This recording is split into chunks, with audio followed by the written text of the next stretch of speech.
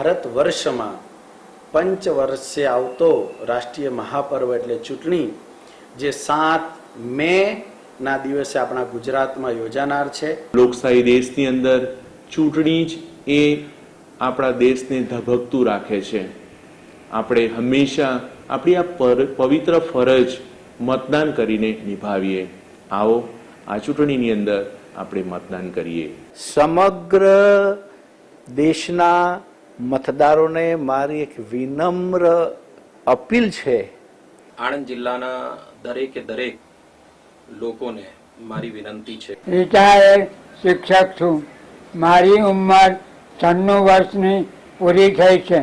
હાલના તબકે મારી ઉંમર 91 વર્ષ પૂરી છે। મારી ઉંમર 103 વર્ષ છે। મને 102 વર્ષનો થયો છે। સ્વૈચ્છિક રીતે મરજીથી ખુશીથી મત આપવા જાઓ એવી મારી ખાસ ભલામણ છે અને નમ્ર વિનંતી છે। તમે દરેક પોતાના વોટ આપવાનો જે અધિકાર છે એ ખોશો નહીં। વોટની કિંમત કેટલી છે એ તમે ખ્યાલ રાખો। તમે વોટ ગમે તે પક્ષ આપો, પરંતુ વોટ આપો એ આપણો અધિકાર છે। હું મત આલવા જઈશ, તમે મત આલવા જજો।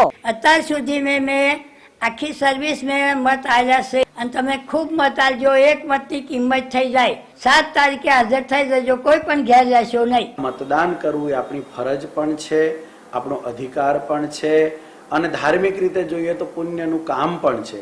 ગરમીની પરવા કરશો નહીં, મત આપવાનું ચૂકશો નહીં। યાદ રાખો, 7મી મે સવારે 7 વાગ્યાથી સાંજે 6 વાગ્યા સુધી। 7મી મેના રોજ સવારે 7 થી સાંજના 6 વાગ્યા સુધી જે મતદાન થવાનું છે એ મતદાનમાં આપણે સમય કાઢીને મતદાન કરીએ, આપણી પવિત્ર ફરજ નિભાવીએ।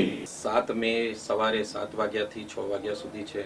આણંદ જિલ્લાના તમામ યુવાનો અને તમામ મા બહેનોને મારી અપીલ છે કે જરૂરથી વોટ આપે।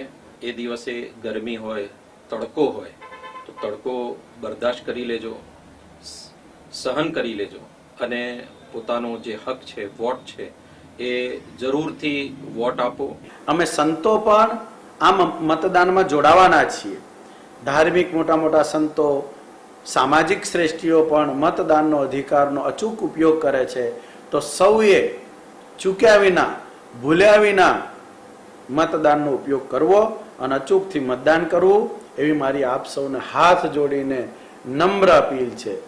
વડીલો આપણા માટે આદરણીય હોય છે અને જ્યારે આટલા બધા સતાયુ જે ઇલેક્ટર છે, સતાયુ જે મતદારો છે, આપણને બધાને જ્યારે આટલી સમજ પૂરી પાડતા હોય કે આપણને મતદાન અવશ્ય કરવું જોઈએ અને આ ઉપરાંત આટલા બધા ધર્મગુરુઓ તરફથી પણ જે આપણને આણંદવાસીઓને જે મેસેજ મળ્યું છે, મારી ઉમ્મીદ છે, મારી આશા છે કે તમામ મતદારોએ વડીલોની આ સૂચવેલ માર્ગ ઉપર ચાલીને 7મી મે મંગળવારના રોજ મતદાન કરવા અવશ્ય જજો।